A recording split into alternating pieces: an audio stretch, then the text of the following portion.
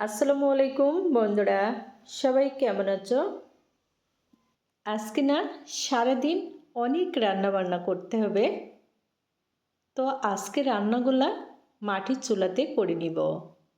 বাড়িতে অনেক গেস্ট এসেছে, এই জন্য রান্নার কাজে যে সকল উপকরণ লাগবে সবগুলা একটা বড় পাত্রে নিয়ে এখন রান্নাঘরে মাটির চুলায় রান্না করব, এজন্য নিয়ে যাচ্ছি। দেখো আমাদের মাটির চুলাটা কেমন, দুইটা মাটির চুলা। আজকে আমরা যা রান্না করব সেগুলো প্রথমে কেটে কুটে নিচ্ছি। এতে রান্নাটা কিন্তু খুবই সহজ হবে। শুরুতে পোলাও ভাত রান্না করব, এজন্য চাউলটা নিয়ে নিচ্ছি।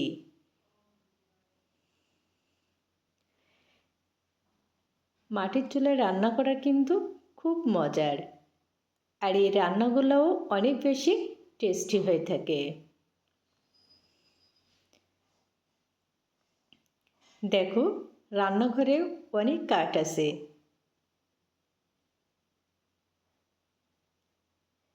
এখানে গরুর মাংস নিয়েছি, 5 কেজি গরুর মাংস রান্না করব।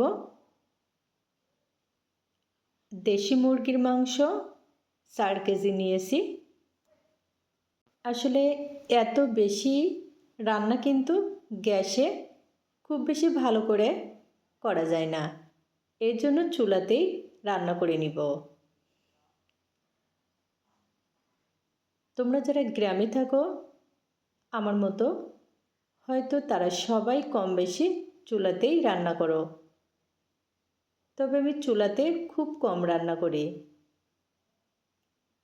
সারাদিন ধরে কিন্তু আমি খুবই বিজি থাকি।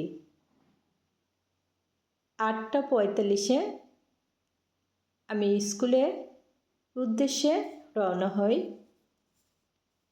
আর 4:30টার সময় আমি কিন্তু বাড়িতে ফিরি স্কুল থেকে। আর তারপরে টুকটাক রান্নাবান্না করি পরিবারের জন্য। তো আজকে যেহেতু অনেক গেস্ট এসেছে, এই জন্য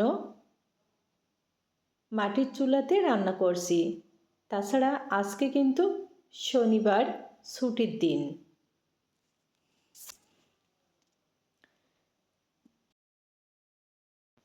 আমার বাড়িটা কিন্তু একেবারে গ্রামে, কপোতাক্ষ নদের ধারে।